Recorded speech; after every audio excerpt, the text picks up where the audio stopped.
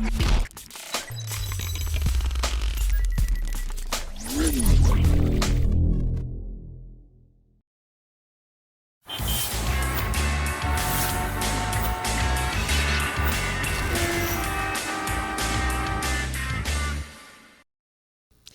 programa Fala Vereador começa agora com a participação especial do vereador Fabão. Já agradecemos nesse momento o vereador aqui conosco, agradecemos a sua agenda, vereador, a sua assessoria, né, o seu atendimento aqui conosco. Muito obrigada, viu? Minis, eu que agradeço, quero aqui agradecer o convite, né, aos telespectadores, desejar melhoras também ao colega, nosso colega de trabalho, né? Sim, João Kleber, João. que trabalha conosco aqui na Câmara, na TV Câmara, e está hoje internado, enfrentando a Covid. Melhoras para ele. Muita força aí, João Kleber. É verdade, melhoras para o João. Né? Até me sensibilizo. Vereador Fabão, vamos falar sobre o que a gente veio discutindo, né, para essa pauta, com relação ao atendimento do seu gabinete. A demanda maior hoje, como foi colocado, do seu gabinete é para questões relacionadas a informações da vacina, a questão do combate à Covid. Né? As pessoas estão desorientadas, ou como é que está essa situação, Estão vereador? assustadas, viu, Melisa? A Sim. gente tem uma demanda, tal qual os outros vereadores também têm, sobre zeladoria urbana, poda de árvore, poda de mato, tapa-buraco. Né? A gente atende muito isso também, Sim. até pela natureza do mandato, que o nosso mandato ele é pulverizado na cidade toda. Então a gente tem essas demandas, tal qual os outros vereadores também têm. Mas a gente tem uma demanda que é mais específica, até pelo caráter que a gente vem, de uma forma ou de outra, desempenhando, né, nas sessões e tudo, que é essa preocupação com a Covid-19. Então, as pessoas aflitas, esperando pela vacina. A gente tem poucas doses aqui no município, né, como no Brasil todo. Uhum. E as pessoas nos procuram muito, perguntando, poxa, como é que eu faço? Eu estou com dificuldade de fazer um cadastro. Será que essa minha comorbidade é válida? Porque, embora para nós seja, às vezes, muito claro, né, é um documento complexo, difícil de se entender, tem vários níveis ali de hipertensão, né? É qualquer diabético, tem que ter um tipo específico de diabetes. Então, a gente acaba movimentando muito esforço para tentar atender essas pessoas, e é muito no sentido, às vezes não é nem no sentido de, olha, entregar uma coisa concreta, mas uma informação, tirar uma dúvida, né? Sempre nesse universo da vacinação. Sempre. É o que mais está tendo. E, vereador, essa questão da comorbidade tem gerado muitas dúvidas mesmo. E tem pessoas com situações de comorbidade até acentuadas, mas que parece também que não foram listadas, né? Essa é uma dúvida que a gente está tendo, inclusive estamos formulando um pedido de informação para a Prefeitura, para a Secretaria de Saúde nesse sentido. Porque, ok, nós estamos no grupo das comorbidades, a gente compreende que o Poder Executivo tem que ter uma preocupação em zelar pela lisura do processo. Né? Isso. A probabilidade de fraude nesse momento é muito grande. Inclusive, nós temos um projeto que pune os fura-fila de vacina parado, que a gente tem que apertar, porque esse é o momento certo para que ele seja aprovado. Mas, em relação a esse grupo de comorbidades, o que a gente está observando é que, ao que tudo indica, não está seguindo uma ordem de faixa etária. Né? Então, a gente está vendo pessoas jovens que têm suas comorbidades comprovadas. Não estou aqui dizendo que o cara fraudou o sistema, não foi isso. Uma pessoa jovem, que tem uma diabetes, por exemplo, 30 anos, 25 anos, está vacinando.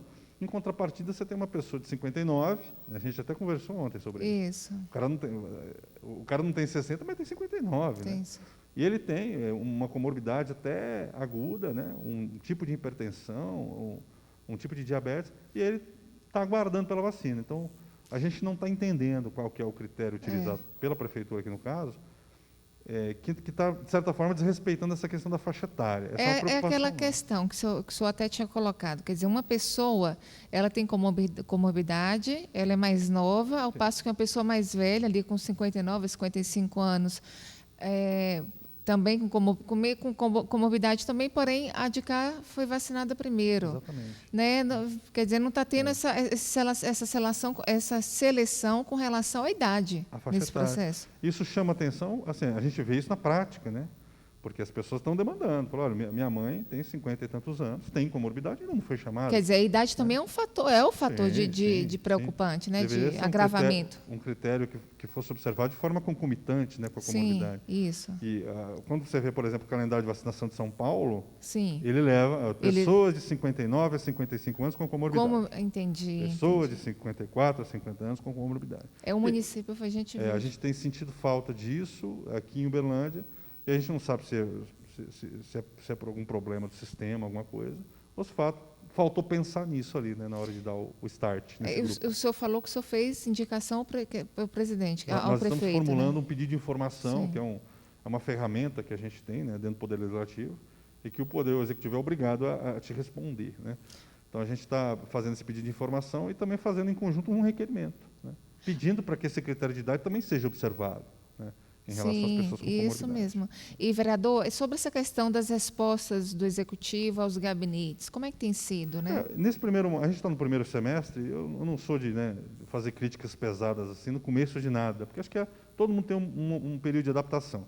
Então, uma coisa que eu percebi, nós somos uma legislatura muito nova, né? Se for considerar, até mesmo os que se reelegeram, são novos, que ocuparam a suplência durante a maior parte da outra legislatura. Então, a gente percebeu que, nesse primeiro momento, foi muito pedido de informação, né? Eu acho que uma coisa que estava muito acima daquilo que o Poder Executivo estava acostumado. Todo mundo querendo saber, todo mundo querendo trabalhar mesmo. Né?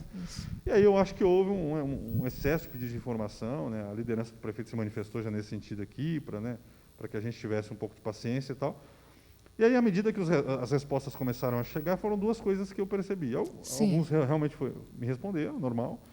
Nós tivemos muito erro de protocolo da resposta. Então, teve resposta de requerimento meu que foi para o gabinete do vereador Charles, por exemplo. Olha, né? Só, né? Que falava do tratamento precoce, que é um tema que a gente discorda, né?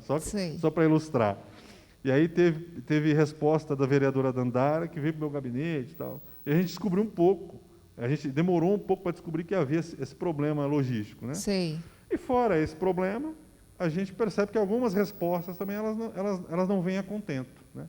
Elas são uma resposta que a prefeitura tem que dar por lei, por força da lei orgânica, Sim. mas ela não contempla exatamente o que a gente está perguntando, né? E aí, isso de certa forma já é previsível, mas é uma coisa que acaba também incomodando, aí você tem que reformular, refazer o pedido, e aí são mais 20 dias de prazo, né? A gente tem observado isso. Agora, o senhor tocou nessa questão aí do tratamento precoce, né, que é um tema que o senhor diverge, né, exemplificou o vereador Charles. Como é que está? O senhor tem uma proposta de projeto de lei a respeito do tratamento precoce questionando, não é isso, vereador? Na verdade, assim, a preocupação nossa do gabinete foi que nos últimos meses... Na verdade, não é questionando, é pedindo que seja esclarecido. Né? É pedindo para que essas... na verdade, obriga tanto a rede pública quanto a rede privada de saúde de Uberlândia, né, a fixar informes mesmo nas unidades. A questão não é nem vedar a entrega e o fornecimento desses medicamentos, porque tem toda uma questão de autonomia médica, parte dos médicos compreende que isso é efetivo, mas essa é uma atitude, por parte do profissional, que ela vai em desacordo com a própria Associação Médica Brasileira, né? Há um boletim mensal sobre o enfrentamento ao Covid dessa associação, e no boletim de fevereiro martelaram isso, falaram, a partir de agora, né, esses medicamentos eles devem ser banidos do tratamento contra a Covid, pelo simples fato que eles não funcionam e podem agravar o quadro. Então, que pelo menos que o usuário da rede pública e privada, quando ele for procurar um atendimento, ele possa se informar sobre isso, né? Ter afixado ali na unidade esse informe, uma folha de sulfite mesmo, um papel A3, às vezes, um formato A3, que informe, olha, de acordo, né, essa unidade informa que, embora, né, infelizmente, como a própria associação se manifesta, infelizmente, após tantos e tantos testes e expectativas sobre medicamentos A, B, C e D, não há eficácia comprovada e, de acordo com a Associação Médica Brasileira, essas medicações teriam que ser banidas do tratamento do Covid. Para que, pelo menos, as pessoas possam, se elas fizerem a opção pelo uso desse tratamento, inclusive há até um acordo feito com o Ministério Público Federal sobre isso, né, que determina que as unidades elas devem oferecer para o usuário, mas pelo menos ele fique ciente, né, dos riscos, do uso inadvertido e prolongado daquela medicação. Né. E, vereador, o senhor tem... Como é que está esse projeto? O senhor esse projeto, na verdade, ele faz parte de um conjunto... Ele acabou passando à frente. Ele não existia, na verdade, durante a minha campanha, porque eu não imaginava que a gente fosse estar nesse ponto. Então, ele acabou passando à frente de outros projetos que, de uma forma ou de outra, são compromissos de campanha. Ele está naquela fase de protocolar, ser analisado pela Comissão de Legislação, voltar, né? A gente está fazendo alguns ajustes, vamos dizer assim. E os projetos que estão aí, que são mais prioritários do seu gabinete, vereador? Então, nós temos um projeto que esse sim é um compromisso de campanha, que fala sobre o primeiro emprego, né? Isso. Então, é uma demanda muito do público que veio comigo nessas eleições, é uma demanda muito forte. As pessoas não conseguem trabalho porque não têm experiência. A gente sabe que é um problema estrutural, né, do mercado de trabalho e tudo, mas eu acho que no âmbito municipal a gente tem que tentar fazer o possível, né? A gente não consegue resolver o problema, mas a gente tem que tentar pelo menos movimentar algumas peças. Procurar caminhos, né? Procurar caminhos. E esse projeto, ele de certa forma vincula, né, toda e qualquer empresa que queira pleitear ou que seja abonada por uma espécie de incentivo fiscal municipal, né, que é sobre os quais a gente pode legislar, ela tem que atender alguns critérios ali de dar oportunidade para as pessoas que não têm nenhuma anotação na carteira de trabalho. Sim. Então, há um quantum, né, estabelecido no projeto. Então, empresas que têm até 20 funcionários, por exemplo, têm que garantir 10% do quadro para essas pessoas. Empresas acima de 20 funcionários teriam que garantir 15%. E tal. E aí, no primeiro momento, a gente teve um parecer desfavorável da Comissão de Legislação, e esse projeto está conosco de novo, para que a gente possa tentar apresentar um substitutivo e eliminar aquilo que a comissão entendeu que, de certa forma, inviabiliza. E o que inviabilizaria nesse sentido? Ao meu ver, nada, né? Até mesmo porque esse projeto ele é um projeto que já foi apresentado e aprovado em outras câmaras municipais que estão dentro do mesmo território nacional e que estão submetidas à mesma legislação constitucional. Né? O que ocorre aqui, especialmente aqui em Uberlândia, aqui na nossa Câmara, é uma coisa que a gente também tem observado nesses primeiros meses, é que a Comissão de Legislação e Justiça, ao invés de se ater meramente aos aspectos técnicos e jurídicos do projeto, para deliberar sobre a sua tramitação ou não, né, ela acaba se utilizando de um certo tarefismo no sentido de impedir que aquele projeto seja votado. Então, basicamente, se o projeto ele é apresentado aqui, e se ele não for um negócio de nome de rua, semana de conscientização disso ou daquilo, né, que infelizmente é no que acabou se reduzindo o trabalho do vereador, né, nos últimos anos, ele vai ter um parecer desfavorável, né, independente da constitucionalidade, da legalidade dele. Então, criou-se uma cultura, e só agora que eu fui perceber isso, de obstruir a tramitação dos projetos, de todo e qualquer projeto, a não ser que seja do Poder Executivo, por exemplo, através desse mecanismo do parecer. Então, como é que funciona? Só para o telespectador entender, você sabe disso até melhor, às vezes, do que eu. Todo projeto que a gente faz, a gente tem que submeter a essa comissão. Né? É como se fosse um filtro. Porque senão eu faço um projeto aqui, eu vereador, autorizo todo mundo a andar sem capacete. Né? O vereador não pode fazer isso, é uma legislação federal que obriga as pessoas a usar capacete. Então, essa comissão de legislação, ela tem o dever de olhar esse projeto e falar, vereador, né, infelizmente isso aqui está fora da sua alçada. Só que, no final das contas, esse trabalho que deveria ser feito mais ou menos nesse sentido, ele acaba servindo para parar todo e qualquer tipo de projeto. Né? A gente teve um caso aqui até constrangedor, tivemos vários casos, mas um caso que acabou chamando mais atenção, de um parecer que era uma cópia de um outro parecer de uma outra cidade. Mas o que mais assusta não é ser a cópia, porque às vezes eu também faço um projeto fortemente inspirado em outro projeto de outro município. Né? O que assustava é que era uma cópia de um parecer favorável. Né? Então, esse projeto tramitou em outra cidade, o projeto foi aprovado. A comissão... A justificativa do parecer era favorável. Era favorável, falou, esse projeto é bacana, ele é legal por causa disso, disso e disso, e nós optamos pela tramitação do projeto. E aí, o caso aqui foi... Eu não sei, alguém da Comissão de Legislação copiou o conteúdo desse parecer e mudou o último parágrafo. Ao invés de colocar que ele era favorável, colocar desfavorável.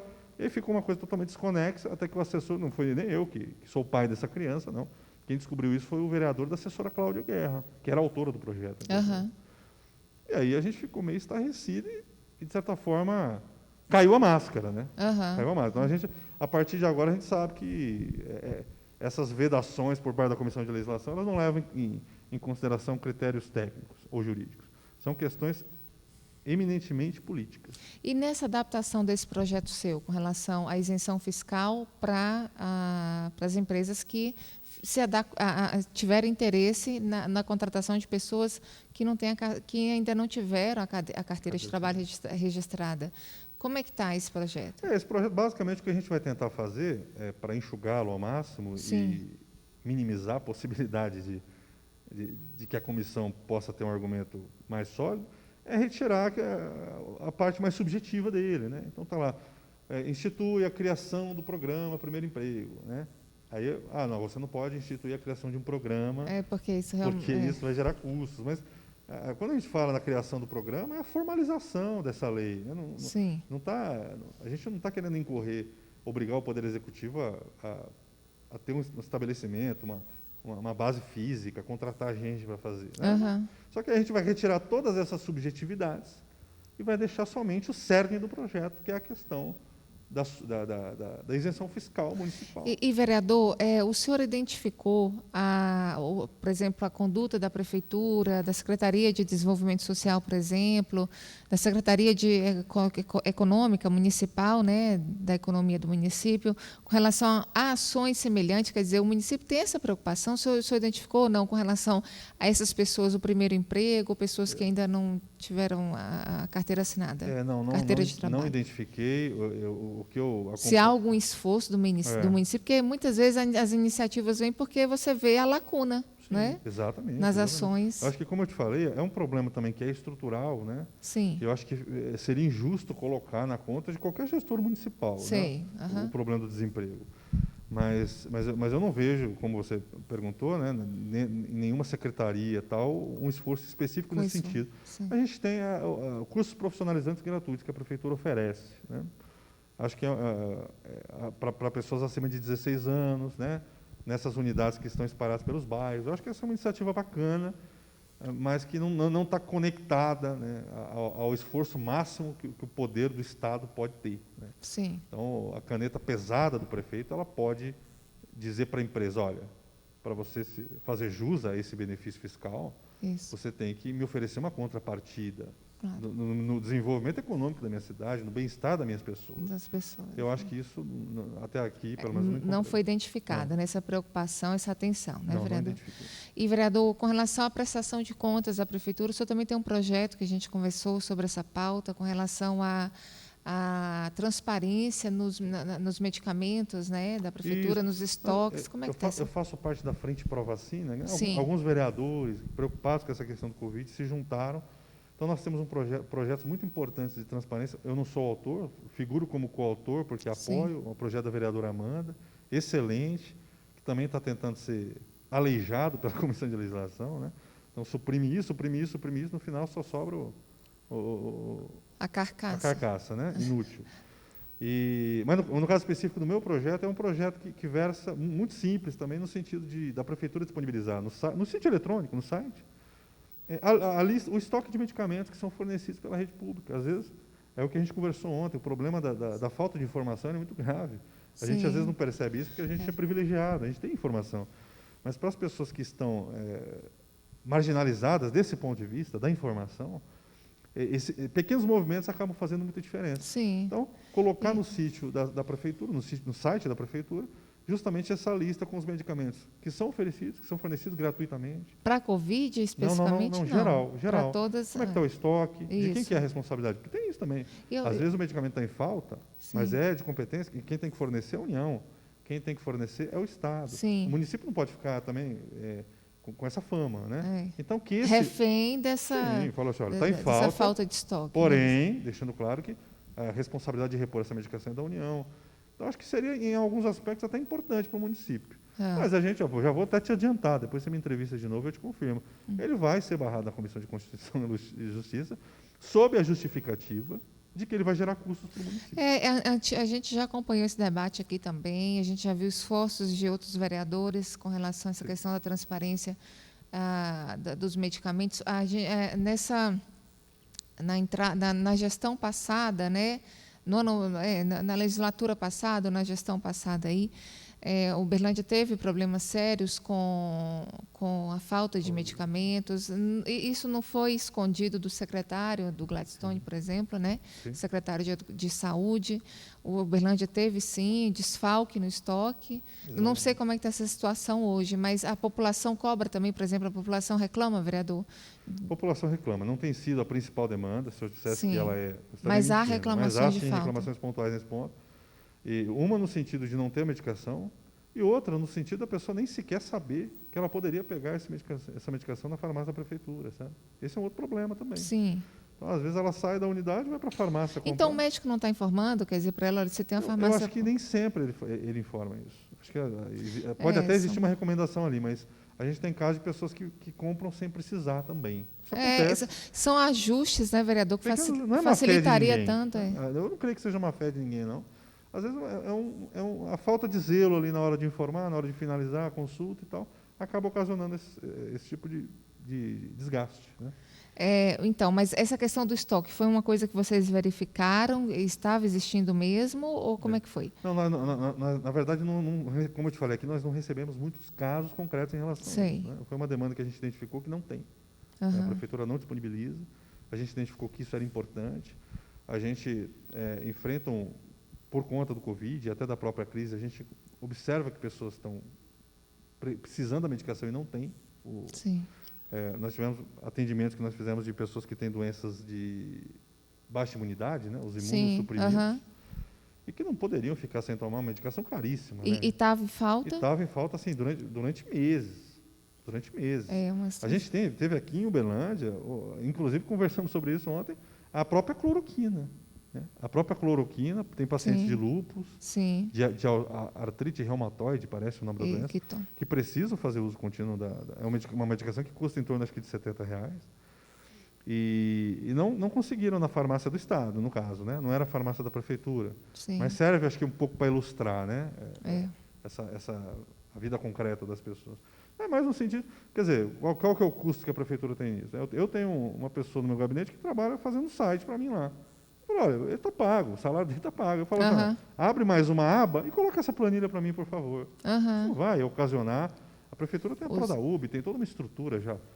Incluir um campo no site e acrescentar uma planilha vinculada ali ao sistema, isso não vai ocasionar custo para o município. Mas pode ter certeza que essa vai ser a justificativa da Comissão de Legislação e Justiça pela não tramitação do projeto.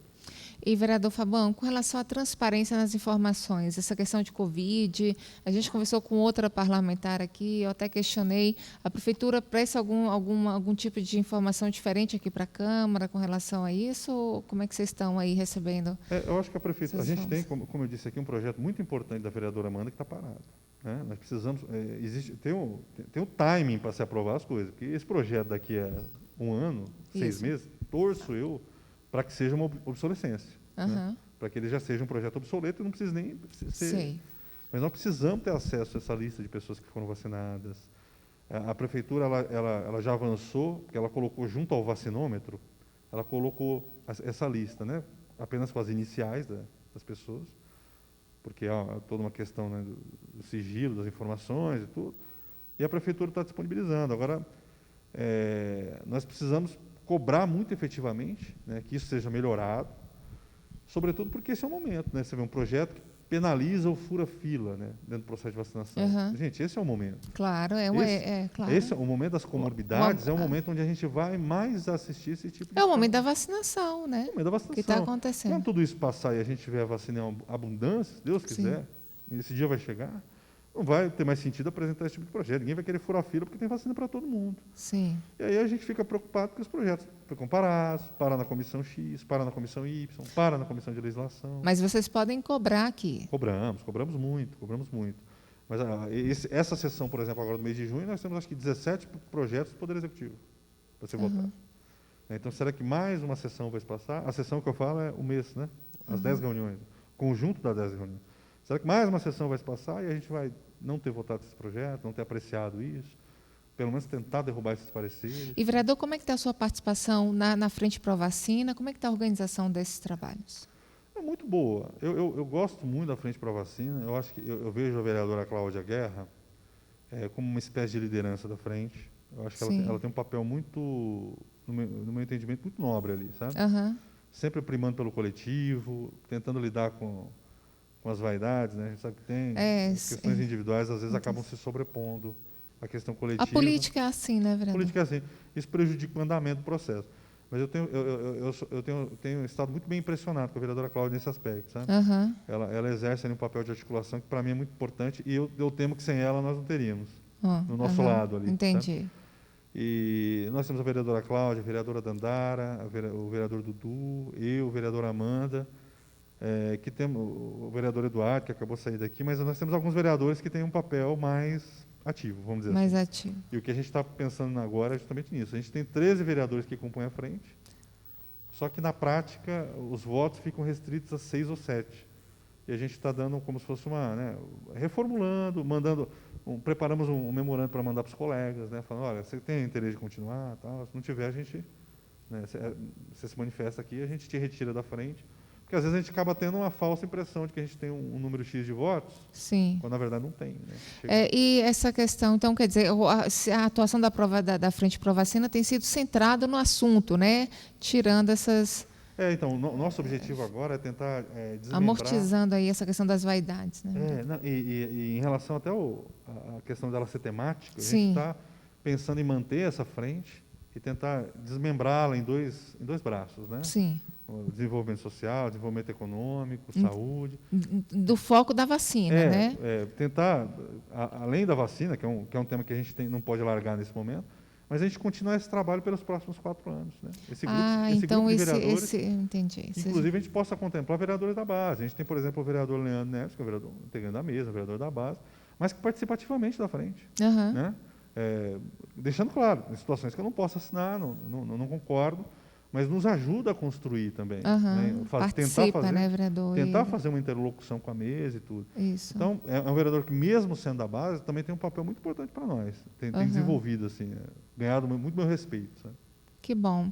Vereador Fabão, infelizmente, nosso tempo aqui é muito curtinho. Eu queria muito agradecer a sua participação, a sua assessoria, o trabalho, né? Esse acordo aí na pauta, né? Esse trabalho antes, né, da gente fazer essa gravação. Desejo aí também sucesso na atuação, né, daqui na Câmara Municipal de Uberlândia, em toda a legislatura que está aí pela frente. Melisalda, agradeço muito, sempre bom estar aqui também, agradeço o convite e estou à disposição, sempre que precisar. Que bom.